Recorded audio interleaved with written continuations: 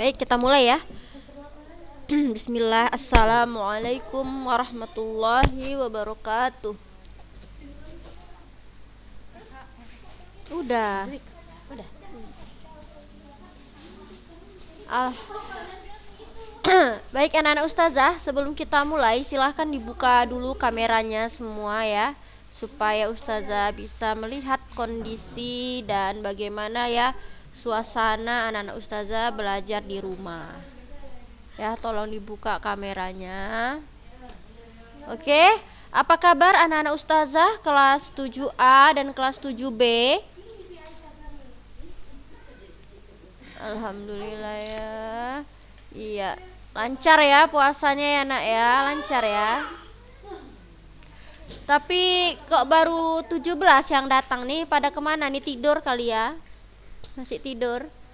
Mungkin kawan-kawannya ya siap sahur. Ya. Oke anak-anak ustazah, alhamdulillah puji syukur kita ucapkan pada Allah Subhanahu wa taala yang mana dengan limpahan rahmat serta karunia darinya kita bisa mengikuti kembali kegiatan belajar daring untuk pelajaran bahasa Indonesia pada hari ini. Nah, baik anak-anak ustazah, minggu lalu kita sudah belajar tentang struktur ya, benar ya? Ya, struktur. Tapi dong. Tapi anak-anak ustazah, ya, ini yang sudah mengerjakan baru beberapa yang masuk ya, yang sudah mengerjakan ya. Nah, yang belum mengerjakan ternyata banyak sekali yang belum mengerjakan struktur ya, tugas kemarin. Tapi ya nggak apa-apa lah ya kan, terserah. Kalau mau memang dikerjakan dapat nilai, enggak ya sudah nggak dapat nilai ya, siap-siap aja nanti kan gitu. Ya, untuk yang sudah mengerjakan ustazah beri apresiasi ya. Ya kan, mudah-mudahan selalu dipermudah dalam mengerjakan tugas dan latihan yang ustazah beri. Ini ustazah mau cek apa sih pelajaran yang selanjutnya setelah fabel ini. Sebenarnya belum selesai sih pelajaran fabel ini. Ada yang mau kita bahas tentang kaidah kebahasaannya gitu. Tapi kita cari dulu ya. Setelah fabel ini pelajaran apa? Kalau penting apa nih?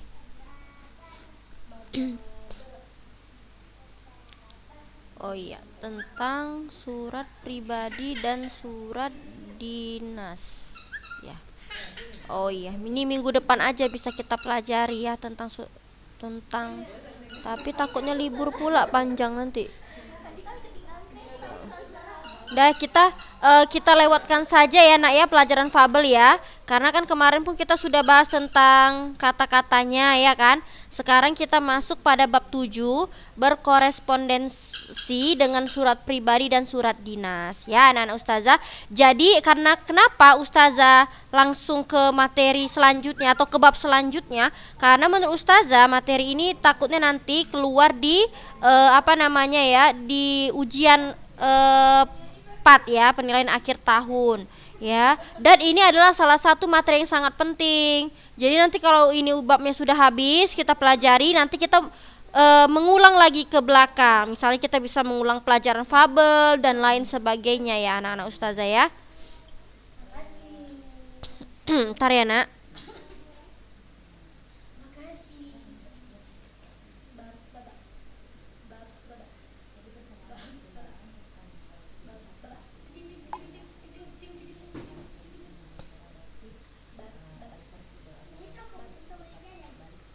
Baik, kita baca dulu. Jadi hari ini kita akan mempelajari tentang berkorespondensi dengan surat pribadi dan surat dinas. Jadi sebenarnya di sini kita akan menulis surat, ya. Kita akan mempelajari bagaimana cara kita menulis surat pribadi maupun surat dinas. Ya tentunya lah anak-anak ustazah kalau di zaman sekarang ya sebenarnya sangat jarang kita surat menyurat ya, apalagi dalam bentuk surat pribadi. Ya kalau dulu kita masih menggunakan mengirim surat misalnya untuk ke saudara, teman dan lain-lain. Tapi karena sudah berkembangnya zaman kan kita lebih mudah untuk berkomunikasi, benar nggak? Kita punya handphone, dari handphone tersebut kita punya WhatsApp ya, punya aplikasi yang bisa dijadikan untuk sarana berkomunikasi ke orang lain ya. Nah, Jadi ada ustazah pernah lihat nggak bagaimana surat pribadi itu? Pernah nggak baca surat pribadi? Coba lah, pernah baca surat pribadi? Tahu kan surat pribadi itu dari siapa ke siapa gitu? Pernah baca surat pribadi? Biasa dulu zaman SD sering surat-suratan kan? Anak-anak zaman dulu. Pernah. Dulu enggak, soalnya ini kejadian, soalnya anak anak tetangga gitu kan. Dia mengirim surat masih SD sama temannya, yang temannya ini mungkin kenal lah sama ustazah. Jadi dia kirim surat sama temannya itu karena dia sudah di pondok. Kan dia nggak megang handphone ya. Lalu dia udah SMP nih. Dia mengirim surat untuk teman yang ada di komplek itu. Jadi dia mengirimkannya melalui ustazah. Jadi sekarang ini kalian masih surat menyurat nggak sama teman kalian? Tapi nggak, sekarang masih surat menyurat nggak sama temennya? Ada? Nggak lagi ya. Jadi ini tahun lalu, iya tahun lalu ustazah temukan ada orang yang menitip surat sama ustazah ya. Suratnya itu akan disampaikan ke teman yang ada di dekat rumah ustazah karena dia sudah di pondok ya kan.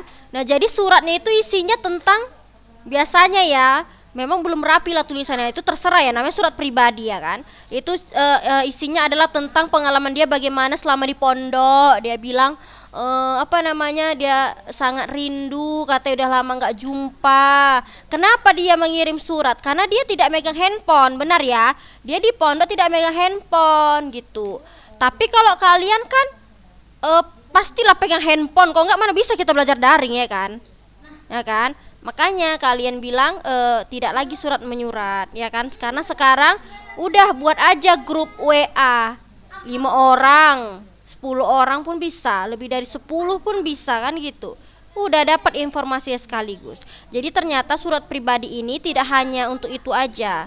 Zaman dulu juga pernah, zaman dulu nggak dulu kali ya, kalau mengirim surat sakit, pernah nggak Ananda sakit terus orang tuanya mengirim surat izin untuk anaknya supaya tidak hadir ke sekolah karena sakit? Pernah nggak?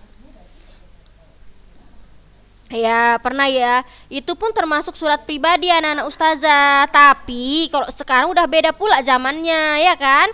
Pakai WA aja udahlah. Ya kan? Assalamualaikum ustazah, izin ya ustazah, misalnya si Syahla ustazah lagi ini acara keluarga ustazah. Dah, buatlah di situ izin. Izin ya ustazah, nggak ikut Zoom ustazah. Ya ustazah ada acara arisan ustazah misalnya. Kan sekarang izinnya lebih mudah karena ada WA ya kan. Semuanya izin dari situ. Tapi kalau zaman ustazah dulu surat pribadi izin itu diantar sendiri loh ke dari orang tua ke sekolah zaman dulu ya. Tapi sekarang entah udah masih kayak gitu tangga nggak tahu lah. Nah, jadi di sini kita akan membedakan mana surat pribadi dan surat dinas. Nah, sekarang kita baca dulu suratnya ya. Tapi sebelum kita menggali informasi lebih jauh, kita harus tahu dulu tujuan dari kita mempelajari materi ini. Yaitu pertama, kita akan mengidentifikasi informasi dari surat pribadi dan surat dinas. Lalu kita akan menyimpulkan isi dari surat pribadi dan surat dinas. Kita akan menelaah unsur-unsur dan kebahasaannya. Lalu kita akan akhirnya nanti, mungkin ini untuk ujian praktek penilaian akhir tahun, kita akan menulis surat. Ya, menulis surat pribadi. Ya, oke, ini dia. Surat cinta untuk Bunda. Nah, ini masih pernah nggak kalian buat surat seperti ini untuk ibu kalian? Nah, itu surat pribadi namanya anak ustazah. Sekarang pun surat nggak perlu kita mengirimkannya untuk orang jauh, orang terdekat pun nggak apa-apa kita kirimkan surat seperti ini, surat tanda cinta kita, ya kan, untuk orang tua. Tapi bukan berarti surat ini harus di hari ibu, tidak ya. Kapan saja anak ustazah mau buat surat untuk ibunya, ayahnya, silahkan ya, seperti ini. Nah, ini kita akan mau baca. Ya, kita saya suruh dulu baca Zahratu Syifa, silahkan. Zahratu Syifa, silahkan baca ini Pelalawan 29 November yang itu untuk Bapak Presiden. Coba. Lawan.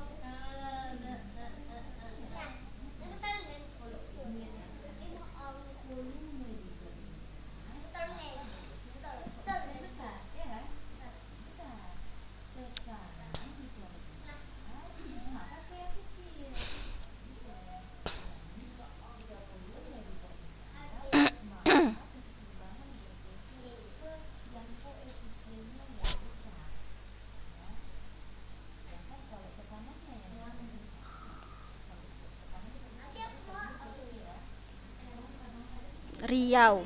Kayak terbang suaranya ya kan? Entah di tempat ustazah suaranya kayak gitu nggak tahu ya kan? Oke anak-anak ustazah, ustazah tanya, itu termasuk surat pribadi atau surat dinas?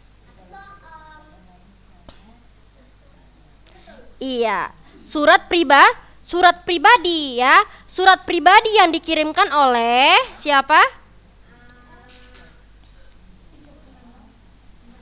Iya, Farha Astina. Dia mengirimkannya untuk bapak siapa? Iya, bagus Pak Presiden ya. Yaitu rumahnya si Farha ada di Pelalawan ya. Oke, apa yang kalian temukan atau informasi apa yang kalian temukan ya pada surat tersebut? Apa yang bisa kalian tangkap pada surat tersebut?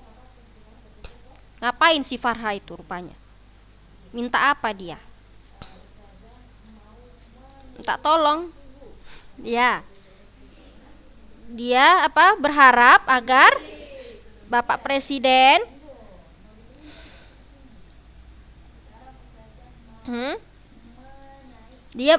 dia menyampaikan apa sih Farha di situ? Menyampaikan keadaan dia? Iya, betul. Menyampaikan keadaan di lingkungan dia kan, yang mana di lingkungan si Farha sedang mengalami asap tebal ya. Jadi si Farha di situ menginformasikan ke Bapak Presiden ya kan, keadaan atau situasi orang yang ada di desa mereka itu ya, gitu ya. Yang mana sudah apa namanya ya? Sesak ketika bernafas, kata mata kami perih ketika terbuka, rasanya sangat tidak nyaman. Bapak, sebentar lagi kami harus ujian akhir semester, kami harus masuk sekolah untuk belajar dan ujian. Jadi memang si Farha itu menjelaskan kondisi terkini ya, keadaan di desa mereka. Gitu ya anak ustazah, benar ya? Ya. Jadi dia meminta tolong, kami ingin tumbuh dan belajar seperti anak-anak di kota lain. Kami belajar dan menjadi sukses seperti Bapak. Kami ingin belajar dan menghirup udara bersih tanpa asap. Jadi dia berharap kepada Bapak Presiden agar Bapak Presiden segera menindaklanjuti atau segeralah membantu ya desa mereka yang saat ini terkena bencana, sehingga mereka bisa bersekolah, belajar seperti anak yang lainnya.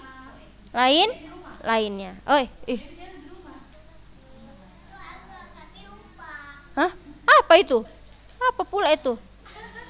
Suara siapa itu, Nak? Suara siapa itu? Suara siapa tadi lewat?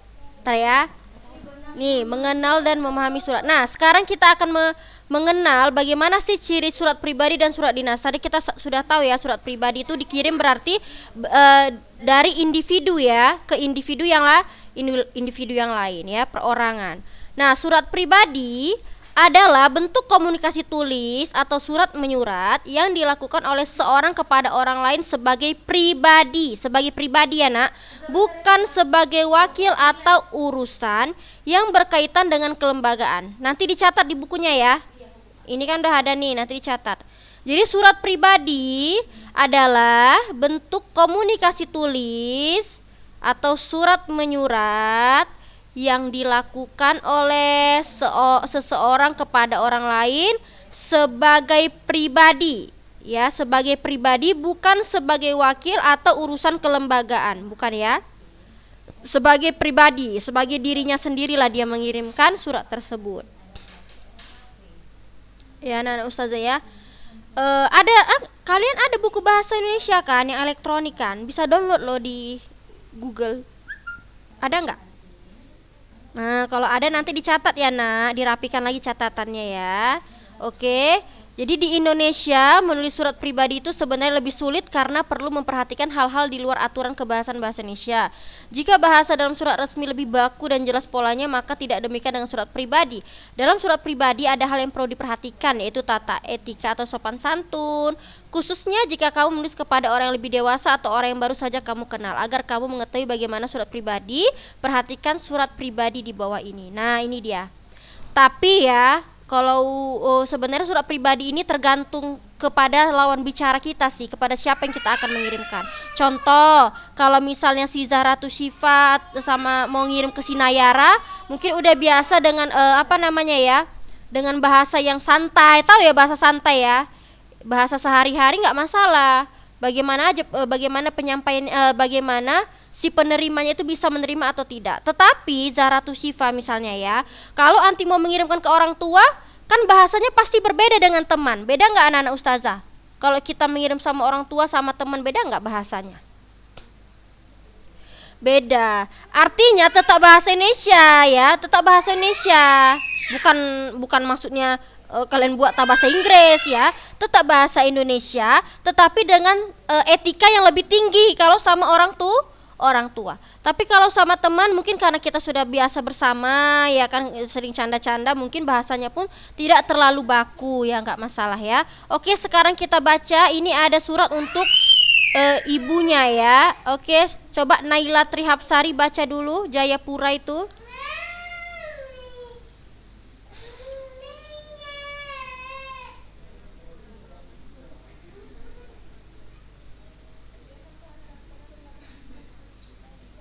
Mm-mm.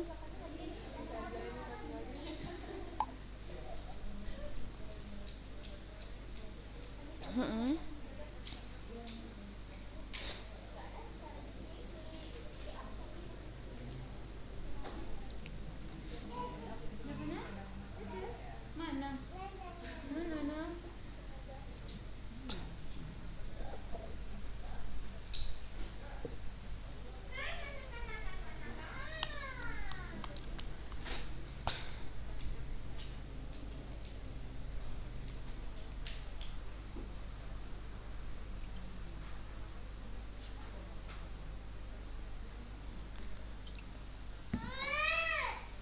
Oke, siapa yang mengirimkan surat tersebut?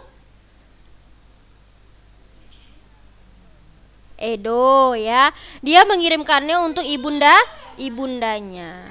Yang saat ini mereka mungkin lagi terpisah jarak. Jadi, pada surat tersebut, informasi apa yang Ananda dapatkan? Ngapain si Edonya? Bilang apa dia? Mengungkapkan apa? Rindu sama. Iya, dan dia memberitahu kabar bahwasannya pelatihan UKS-nya diperpanjang ya. Pokoknya intinya dia mengungkapkan rasa rindu yang paling dalam untuk sang ibunda ya. Jadi ini termasuk ke dalam surat priba pribadi. Iya, nanti kita bedakan mana pribadi mana surat dinas biar tahu anak-anak ustazah ya. Kira-kira ustazah mau tanya nih, kira-kira seseorang menulis surat pribadi itu apa gunanya? Ya mungkin kalian pun pernah tahu email kan. Sekarang mungkin orang bisa mengirim email ya kan, atau menulis surat yang apa namanya, dari kertas, bisa dari email dan apa saja lah bisa. Kira-kira apa sih tujuannya seseorang tuh menulis surat seperti itu? Apa sih tujuannya, anak-anak ustazah?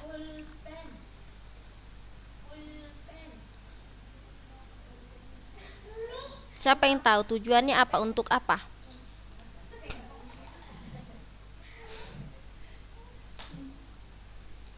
Iya betul, menyampaikan pesan-pesan, ya kan? Dan untuk menyampaikan segala pikiran, perasaan melalui surat tersebut. Kenapa surat menyurat ini penting? Tahu nggak, kalau kita terbiasa menulis surat menyurat seperti ini, entah ke teman kita, ke siapapun lah, kalian bisa menggunakannya dari media elektronik maupun media tulis seperti ini nggak masalah ya, kertas ya. Tetapi agar kita bisa apa namanya ya, mengungkapkan pikiran kita, perasaan kita dengan jelas ya, supaya apa, teman kita yang kita kirimkan surat tersebut dia mengetahui kondisi kita yang sebenarnya. Itu dia, agar informasi yang kita sampaikan dapat apa namanya ya, dapat diterima dengan baik ya. Nah, jadi ini pun ada contoh satu lagi, ini surat mungkin untuk ibu gurunya ya. Ini ustazah aja yang baca. Kupang 10 Januari 2016. Ibu Dewi yang saya sayangi. Bagaimana kabar ibu? Semoga sehat, selalu sehat. Sejak ibu pindah ke Bogor, rasanya kelas menjadi sepi. Tiada lagi tawa canda ibu yang menyejukkan. Tiada lagi nasihat-nasihat yang indah itu. Kami semua kangen ibu. Kerinduan kami hanya bisa diungkapkan lewat doa untuk bu guru luar biasa seperti ibu. Saya yakin ibu sudah mendapat murid-murid baru di kota Bogor. Meski sudah mendapat murid baru, tolong jangan lupakan kami yang di kota Kupang ini. Semoga ibu senantiasa sehat dan dalam lindungannya. Salam rindu, Paskalina. Oke, ini suratnya tentang apa?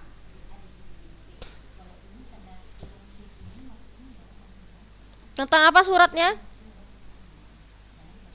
Iya, kerinduan seorang murid. Iya, betul, kepada gurunya yang pernah mengajarinya dahulu ya. Nah, ini termasuk surat pribadi. Kira-kira kalian lihat ini bahasanya santun atau tidak? Santun ya. Jadi sebenarnya walaupun dia surat pribadi, buatnya harus seperti ini juga, pakai bahasa yang baku, apalagi sama orang yang lebih tua dari kita. Tapi yang pernah Ustazah lihat, pernah lah ya, yang tadi itulah, misalnya dia mengirimkan surat, Ustazah baca gitu kan, suratnya masih kayak tahu ya, curhat-curhatan gitu loh. Dan bahasanya itu tidak beruntun, bahasanya itu tidak baku, namanya masih anak-anak ya, SD ya kan, ya suratnya cuma surat kayak ecek-ecek gitu, dia tidak buat surat yang seperti ini. Kita harus ingat bahwasanya walaupun dia surat pribadi, kita harus juga menyertai yang namanya ini, apa ini namanya, tempat serta tanggal. Lalu juga kita akan mengirimkan salam hormat kita, Ibu Dewi yang saya sayangi misalnya, atau ibundaku tersayang, misalnya seperti itu ya. Lalu kita menanyakan kabar. Nah, itulah tadi contoh dari surat pribadi ya. Nah, Ustazah mau tanya nih, tadi kan kita udah belajar surat pribadi ya. Surat pribadi itu kan dia bentuk komunikasi interaktif antara orang pertama dan kedua. Jadi ini antara individu ke individu yang lain ya, tapi dengan apa namanya, perorangan gitu, atas nama perorangan ya, bukan lembaga. Lalu juga surat pribadi itu berisi unsur tanggal surat, alamat suratnya ada, pembuka surat, pendahuluan, isi dan penutup, serta nama pengirim dan tanda tangan. Lalu yang ketiga, isi surat pribadi berkaitan dengan masalah pribadi, katanya menanyakan kabar, keperluan pribadi dan tujuan komunikasi pribadi yang lainnya. Ini nanti dicatat di rumah ya nak, yang tiga ini dicatat di rumah. Ya, paham anak-anak Ustazah? Ya, itu udah ada tujuannya. Ya, oke. Sekarang Ustazah mau tanya, pernah melihat surat dinas?